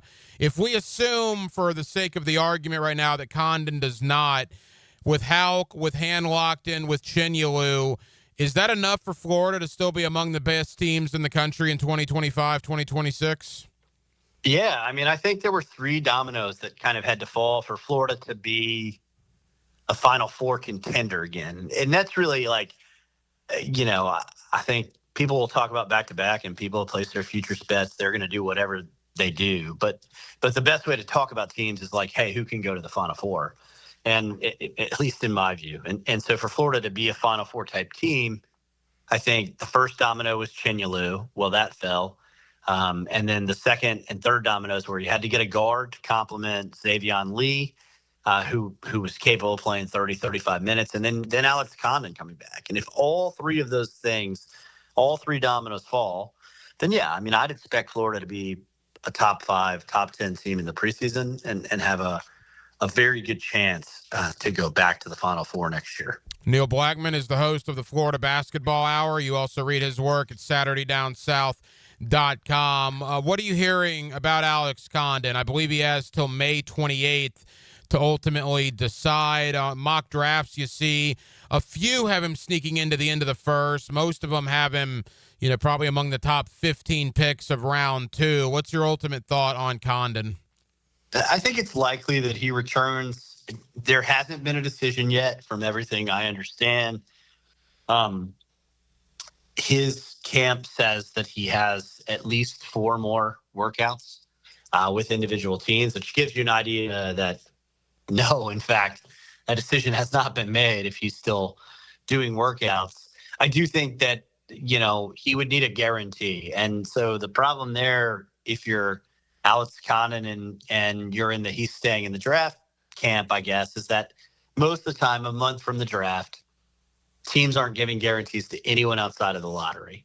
They're just not. It's very, very unusual for that to occur. Now, after the draft, you might get guaranteed contracts for second-round players or players in that 38 to 44 range where we're seeing Condon right now, but certainly not pre-draft. That type of guarantee is very unusual. So he'd have to gamble unless he gets that guarantee. And from everything I understand, he's not willing to gamble. So absent a guarantee, he'll be back to Florida. I just think that announcement could come as late as May 28th. Neil, let's talk about Boogie Flan, the transfer from Arkansas. Look, there were a lot of teams that wanted him. He was one of the best players remaining in the portal. Florida got him on campus for a visit, and they didn't let him leave. He's now committed to Florida, and Gator fans are very happy about this. For the Gator fans that don't know about Boogie Flan or maybe just know the name, what type of player is Todd Golden and the Gators getting? Well, he's an exceptional playmaker. I think he's going to shoot better than the 34% he shot last season as a freshman. Obviously missed 2 months with a thumb injury. And I think kind of a testament to his toughness and his grit that he even got back on the court in the NCAA tournament. He was instrumental in Arkansas's first-round win over Kansas. I thought he was fantastic in that game. Didn't play as much in the Sweet 16. Lost to Texas Tech, but played well in the upset of St. John's as well. He was a McDonald's All-American. I thought he really, outside of Cooper Flagg and Ace Bailey, he was the best player on the floor at the McDonald's All-American game a year ago, largely because he can score, as they say, at 3 levels. He can hit jump shots. He ranked in the top 5% in college basketball as a spot-up shooter last year, which shows you that, the other shots might fall in a better offensive system than what he was playing in at Arkansas under Cal. And I think, he's also just so quick. He can get into the lane. That's where he creates and gets the lion's share of his assists. And for all the people that, criticized Arkansas rightly for the 0-5 start and the underachieving last year in SEC play, it wasn't Flan. I mean, his assist-to-turnover ratio was 6-1. In the first five games of SEC play. He was in double digits every game. He was doing everything he could. It was the pieces around him, particularly in the front court, that let Arkansas down. Once they got that together, we saw how good they were in the NCAA tournament. A couple more for Neil Blackman, the host of the Florida Basketball Hour. You also read his work at Saturday Down South. Neil, look, they lost 3 Gator players that we'll be talking about for years and years to come, and Walter Clayton, Will Richard, and Elijah Martin. So I'm not saying that the 3 guys they got coming in are going to be anywhere close to that. But they had to replace them, and they had to do what they could in one off season. A.J. Brown, Xavier Lee, Boogie Flan. How good did Todd Golden do in replacing those 3 guards? I think we have to have conversations about Todd Golden as being one of the best roster builders in the country right now. Your point is exactly right. Like, they're not going to replace Will Richard, Walt Clayton, and Elijah Martin because that's a generational backcourt. They did about as well as you could do with the crop of players available, to be frank.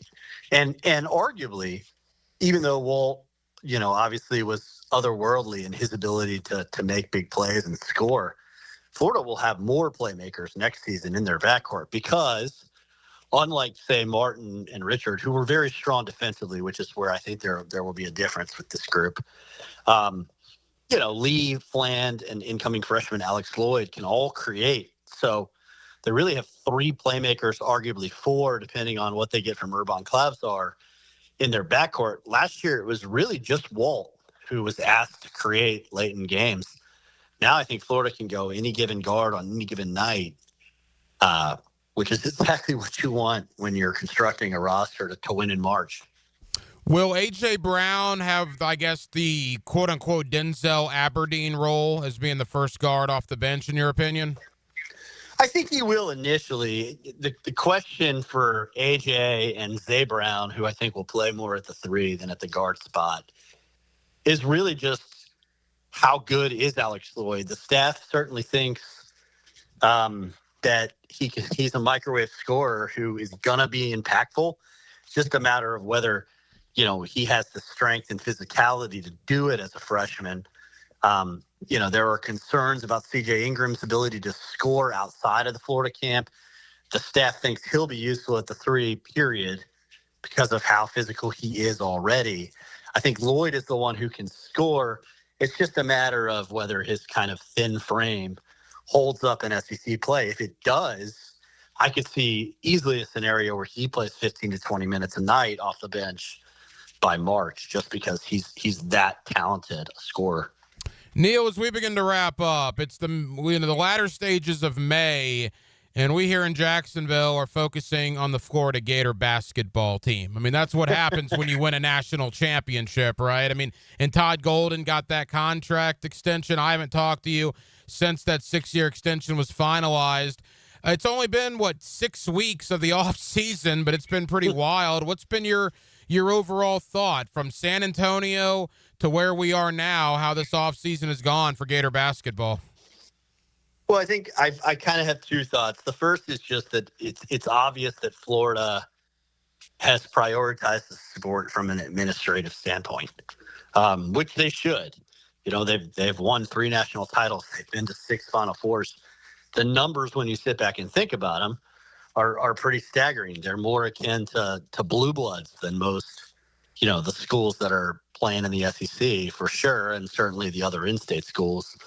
So that's kind of step one. And investing in Todd Golden, investing in NIL, those are all good things. And then the second point, Ryan, I really like just the way that NIL has changed college basketball and the portal has changed college basketball, and not in bad ways. Like 5 years ago, there's no way that Boogie Flan plays a second year of college basketball. He just wouldn't do that. He would take his chances in the G League. But now he's going to go and play for the reigning national champions. He's going to make a lot of money doing it.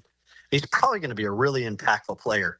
And also, there was no chance 5 years ago that, say, like Florida, as good as they might be next year, would have had a chance to repeat as national champions. I mean, the ability to retain these players and to build a roster like this is all a product of the portal and the NIL era. And ultimately, I think for all the complaints we have about NIL and maybe the portal, it's good for the sport that we can have these types of great teams that have chances to win again. Neil, tell the good folks here in Jacksonville about the Florida Basketball Hour, also your work on Saturday Down South. Hey, thank you. Yeah, read my work at Saturday Down South, football, SEC football, SEC basketball, all that stuff there. And then my basketball podcast with Eric Fawcett at Florida Basketball Hour and patreon.com/Florida BB Hour for a lot of insider notes. Because, we talk basketball all year now in Gainesville, apparently. He's one of our favorites, Neil Blackman of the Florida Basketball Hour. Neil, appreciate you joining us on short notice. Thank you, my friend. We'll do it again real soon. Appreciate it, Ryan. 3 ladies. Mia O'Brien, Lauren Brooks, and Taylor Dahl. 3 opinions. No, you know what? Actually, it's a good thing. I'm used to women I can figure out in 5 seconds. 3 times the fun. Exactly. Helmets and heels. Noon to 2 on 1010XL. Hey gang, Prosser here, and it's always great when you can replace a problem with a promise. And let me get right down to it. When it comes to Chad and Sandy and selling your home, here's a promise that you can count on. Chad and Sandy guarantee your home sold at an agreed-upon price and deadline, or they will buy it. Now, more. Spring selling season is here. Rates are down. Activity's up. Now's the best time in years to sell your home. Some homes are sitting on the market, though, and hiring an expert who can maximize your equity and minimize hassle is the key. Those expert agents, and I'm recommending them to sell your home, Chad and Sandy Newman. There have been lots of you out there on the First Coast who are taking advantage. Take David and Heather in Fox Ridge. This is out in Orange Park. We wanted to move to Keystone Heights to get closer to family. away from the city. We heard Chad and Sandy on the radio and called. What you hear is true. We got multiple offers and sold in 3 days for $15,000 above asking price. Call the local experts I trust and recommend to sell my home and yours. Call Chad and Sandy, 414-6200, ChadAndSandy.com. It's Work Zone Awareness Week, Florida. Every year, lives are lost in work zones because of speeding and distractions. When you see orange cones, remember, slow down, follow the signs, and stay focused. Workers are counting on you to get home safely, and so are their families. Let's work together to prevent crashes and save lives. A safety reminder from the Florida Department of Transportation. Slow your roll. Safety's the goal. If you're 55 and up, T-Mobile has plans built just for you. 2 lines of unlimited for just $30 a line. That's a 45% savings compared to Verizon and AT&T. But don't just take our word for it. It's not just the savings that are great with our T-Mobile plan. There's all this value from all these other things that T-Mobile offers. T-Mobile has been such a savings for us. We love it. Switch today and get 2 free 5G phones like the Motorola Edge with Turbo Power charging that gives you power for the day in just 15 minutes. And customers 55 and up can get 2 lines of talk, text, and data for only $30 a line. Go to T-Mobile.com/55 to learn more. With 24 monthly bill credits and 2 new lines with autopay for well-qualified customers plus taxes, fees, and $35 per line connection charge. Credits end and balance due if you pay off early or cancel. Contact us plus $5 per line without autopay. Debit or bank account required. 45% off 2 lines versus AT&T Starter and Verizon Welcome. Plan benefits vary. See details at T-Mobile.com. Motorola Edge requires 68-watt charger. Chargers sold separately. Actual performance will vary based on usage and configuration. David Garrard here. I've had the PRP treatment from Southeast Orthopedic Specialists, and my knees are really doing well. Platelet-rich plasma treatment may be the answer for whatever is hurting you. Southeast Orthopedic Specialists. My son had a meniscus surgery a couple years ago. When it's smooth as silk, Dr. Kevin Murphy did it. Was playing tennis in 2 weeks. This is Patrick Malarkey, and I highly recommend Southeast Orthopedic Specialists. Don't miss the Bari Breakdown with Dr. George Bari on XL Primetime, Wednesdays around 3:20 for the latest in sports injuries. From all the big names in the game, who's MIA, who's coming back from injury. Dr. George Bari on XL Primetime, Wednesdays at 3:20. Instant Keys. You don't have to go to the dealer. Instant Keys comes to you. For lost or broken keys or nearly any make and model of vehicle, call 722-1111 for Instant Keys locksmith service. Checkmate Coatings. Your floor's missing piece. Premium flooring. Take our advice. Home business, affordable price. Driveways, pool decks, garage doors, beautiful patios, and more to explore. Checkmate Coatings. Your floor's missing piece.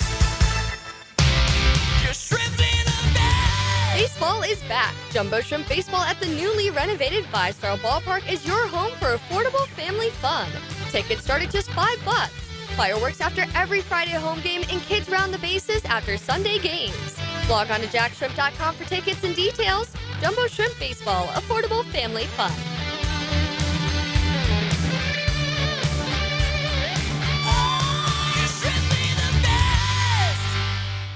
Want a simple way to boost your company's image without a big renovation? A fresh paint job in your brand's colors can increase recognition up to 80%. At Performance Painting, we help companies stand out with clean, on-brand finishes that impress clients and energize employees. From color consultations to low-odor coatings that won't disrupt operations, we've got you covered.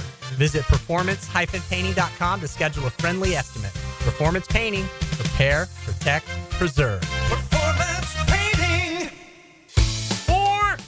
Guys, want a golf course fairway quality lawn? TopDressing.com just landed in Jacksonville with the golf course secret for St. Augustine grass homeowners. A patented process that aerates and turns your turf into a fairway stunner. Serious golf course technology, but in your yard. Less water, tighter cuts, total neighborhood domination. No one else scores a perfect 10 lawn. Hit TopDressing.com now. You will own the block. Top dress your yard like the pros with TopDressing.com. Ever wonder where your food comes from? Give back to the good old days with fresh produce delivered to you from local family farms. Subscribe today at doorbellfarms.com. Connecting real people with real family farms. 1010XL is presented by Farah and Farah, exclusive injury law firm of the Jacksonville Jaguars. Protecting you and your family. Call 396-5555. Jacksonville. Now, the Cool Down with Donovan Air Electric and Plumbing. Keeping Jack's cool since 1987.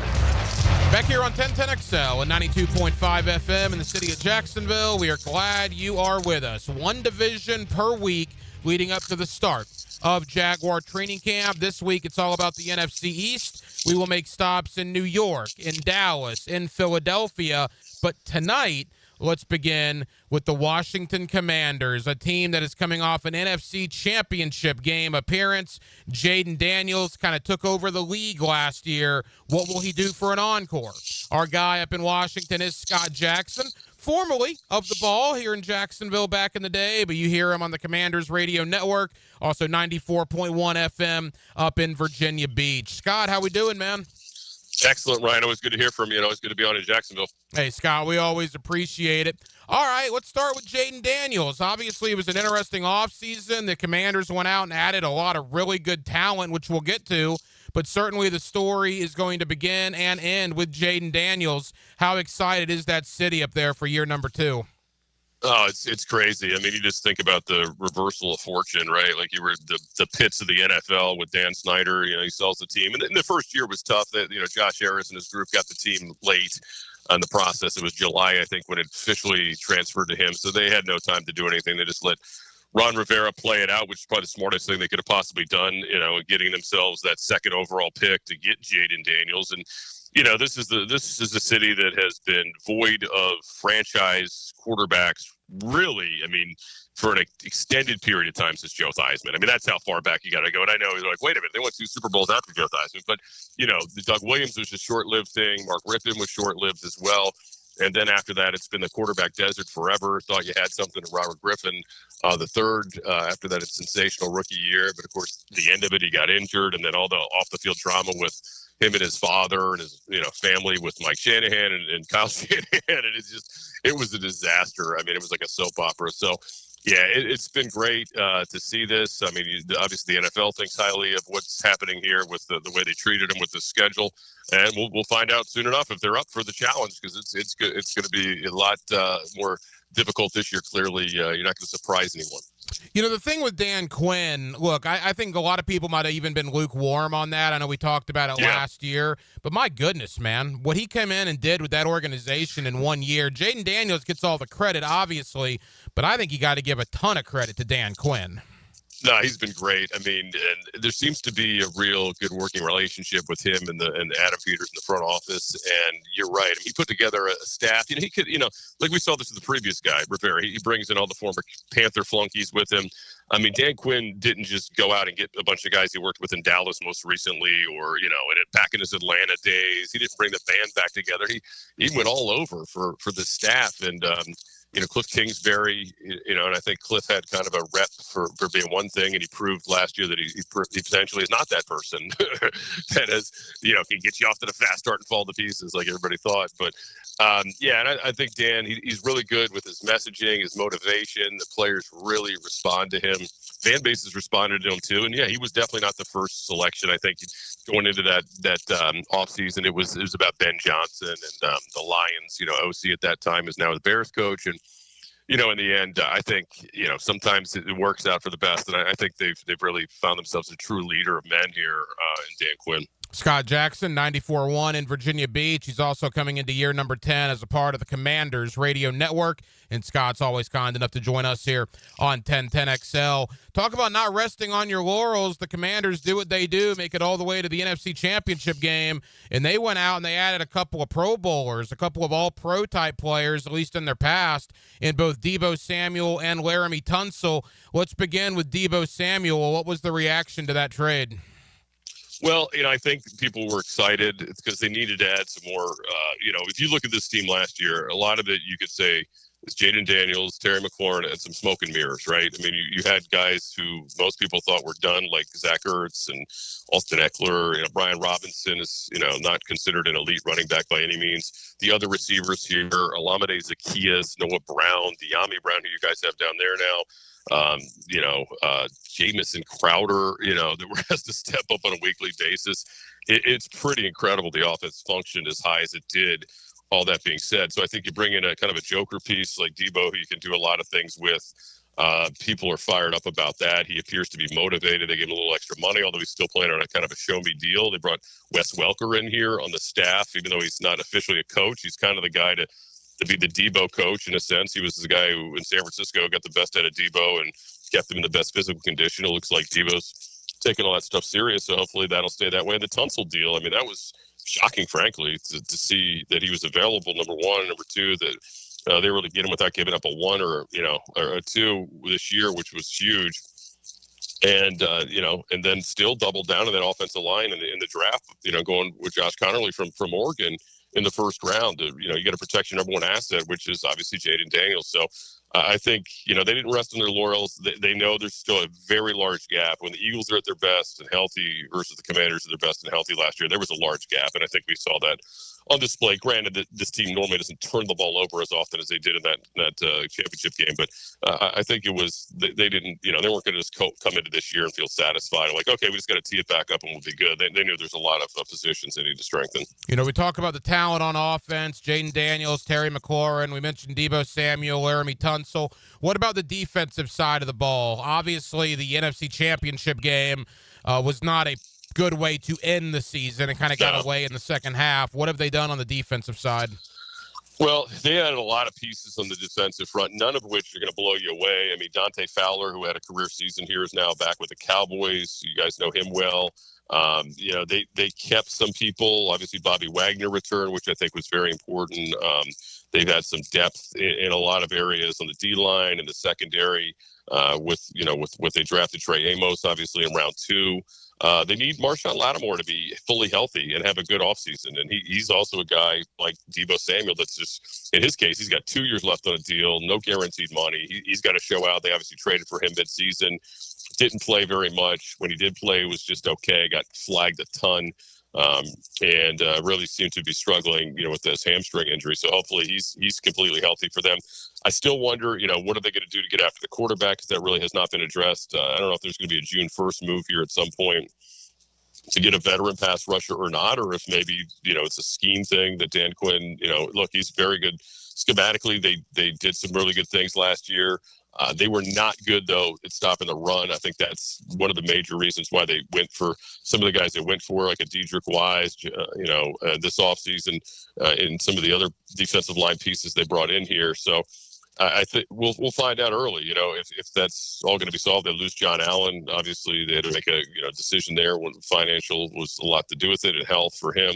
So, we'll see. But I think that's the biggest question about this defense. And they're going to play a lot better quarterbacks this year than they did on last year's schedule. So that's what will be interesting about their defense this year and whether or not they've made the right steps or not. Final moments with Scott Jackson, 94.1 FM up in Virginia Beach. He's also a big part of the Commanders radio network as our NFC East preview continues. All right, Scott, I want to end with De'Ami Brown. You mentioned him earlier. I want to talk about him in a moment. But at-large picture of the NFC East, talking to people around the conference, around the division this week. Obviously, you got the defending world champions. Washington is thought to be really good. And then a pretty significant gap, from what I gathered, down to Dallas and then ultimately down to the Giants. Is that the way you see it coming into the year? Yeah, look, I don't think Dallas is nearly as bad as everybody else does for some reason. And I hate to be the one to, kind of prop up the Cowboys here. But, the thing that you don't know about is a brand new staff, right? First time ever head coach, Brian Schottenheimer. You bring in a big personality, but a big talent like George Pickens. How does that work if things aren't going well? But remember, they lost Dak for a good portion of that year last year. They were also, going through the transition of not having Dan Quinn as the defensive coordinator. That clearly, as time went on with Zimmer, was not very good. But I don't know. I mean, this is a team that was in the playoffs, 4 of the last 5 years with double-digit wins. And, if you have an injury kind of season, I don't think they're as done as everybody else does. They match up very well against Washington. Washington lost to them the first time and was lucky to beat them the second time. Frankly, they had to get Mariota in the game late, and he pulled off a miraculous drive to win that game. And, Dallas played a lot of that game, with backup quarterbacks. So, I don't think they're as done as everybody thinks they are. The Giants, they got a heck of a pass rush coming back this year. That'll be interesting. It really depends on, like a lot of seasons for anybody. What's the quarterback going to be like? I mean, Malik Neighbors was a stud last year without a real quarterback. So I wouldn't completely discount them. I think the division games are always tough. Philly's the class of it by far. They do have to replace their offensive coordinator again. And, that Super Bowl hangover thing, the thing the Chiefs have been so good at dealing with, how can the Eagles deal with that, being champions? And Saquon Barkley feels like he's everywhere this offseason, but he was so good last year. I don't know if he can get another 2,000-yard season or if they'll even need him to, but that's the interesting part of it. I think it was smart for them keeping Dallas Goedert. I was really kind of hoping they would move on from him because I think he's a good piece for him. So, it's definitely the Eagles, the class, and I think Washington and Dallas would battle. I think the Giants are probably towards the end, but again, Russell Wilson plays well. Who knows? Maybe they could be formidable. Scott, leave us with this. De'Ami Brown. There are people here in Jacksonville that have been over the moon about him through the early stages of the offseason program. He's going to be in that wide receiver room with Brian Thomas Jr., with Travis Hunter. What's your thought? Tell the Jaguar fans about De'Ami Brown. Yeah, I think you got him on a 1 year, right? Am I right? I'm remembering that correctly. This is a 1 year deal. I think that was probably the right route to go there. Kind of a show me. He's had a lot of good off seasons in the past here, and for whatever reason, whether it be a quarterback or what have you, it just never really got off the ground. This last year was his best year by far, and it was, I think, in the end, like a 300-yard season or something like that. But he is deep threat. He's the guy who can get you contested balls. It's a really good receiver room, as you mentioned there. So, whatever his role is, whether he's the 3 or the 4, I think, he'll help you. He'll make plays for sure. And, he had some big games in the playoffs, obviously, which I think helped his value this offseason. Big play against the Lions and also against the Buccaneers. So, he's a good guy. I think you'll like him. Like I said, I think with a 1 year kind of show me, that's probably a good spot for him. And, with the guys around him, he's probably going to face some real favorable matchups, too, because of who the other 2 guys are, and 3 guys potentially on the outside with him. Scott, you're all over the place, man. Daily Show, 94.1 Virginia Beach, Commanders Radio Network, and I know you've been doing Old Dominion games now for a while too, correct? Yeah, the ESPN Plus. I don't travel. Sometimes I do travel with Arizona this year for basketball, but when they play it out there. But anyway, yeah, you know how it is in this business, man. You got to have like 25 jobs to make it work. There's no doubt about that, man. No doubt. Scott Jackson, 94.1 Virginia Beach. You see him on the Old Dominion broadcast for ESPN Plus, and coming into year 10. Congratulations for that, by the way. Thank you. Year 10 on the Commanders. 3 names, too. 3 names, Ryan. 3 names. Yeah, that's true. That's a good point. Hey, Scott, I know you're busy. Thank you for the time, pal. We'll do it again soon. All right, take care. Good talking to you. And thank you to Scott Jackson, 94.1 in Virginia Beach. He's also a part of the Commanders Radio Network. You longtime sports radio fans might remember Scott as well from his time here in Jacksonville, back on the ball back in the day. Scott's my guy when it comes to the Commanders, and we appreciate him joining us as our NFC East preview continues. We've now been to Philadelphia and Washington. We will continue later on this week with stops in both Dallas and New York. And when it comes to the Commanders, what do they do for an encore, right? Jaden Daniels coming into year 2, they didn't rest on their laurels. They went out and got Deebo Samuel. They went out and got Javon Kinlaw. They went out and they got Laramie Tunsil. So we will ultimately see what happens, but certainly some expectations on the Commanders coming into 2025. So we spent some time on that, spent some time on the Gator basketball program. They visited the White House today. Of course, Boogie Flan, the big commitment they got yesterday out of the transfer portal. But as you can imagine, a lot of our time was obviously spent on the Jacksonville Jaguars, talking Trevor Lawrence, talking about the NFL rule changes, or I guess lack thereof, as the brotherly shove, right? The tush push will remain in the game. It missed by 2 votes from getting banned, 22-10. They needed 24 votes to ban it. Apparently, one of the 10 teams that voted to keep it in the game, your Jacksonville Jaguars, which I thought was pretty interesting as well. Well, that will just about do it, man. It has been a crazy busy Wednesday night edition of Hacker After Dark. We certainly appreciate you guys hanging out with us here on 1010XL and on 92.5 FM. We have a ton of people to thank. Again, my buddy Scott Jackson, 94.1 in Virginia Beach. He's also a big part of the Commanders Radio Network as our NFC East preview continued with the Washington Commanders tonight.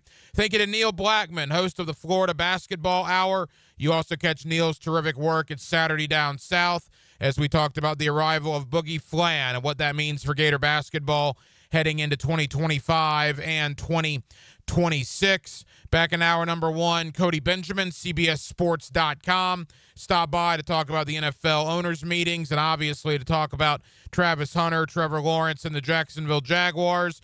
And we also had John Costco on, PFF. He did the quarterback rankings that I know ruffled a lot of feathers here locally. I appreciate John for coming on. He had Trevor Lawrence ranked 16th out of the 32 NFL starting quarterbacks heading into 2025.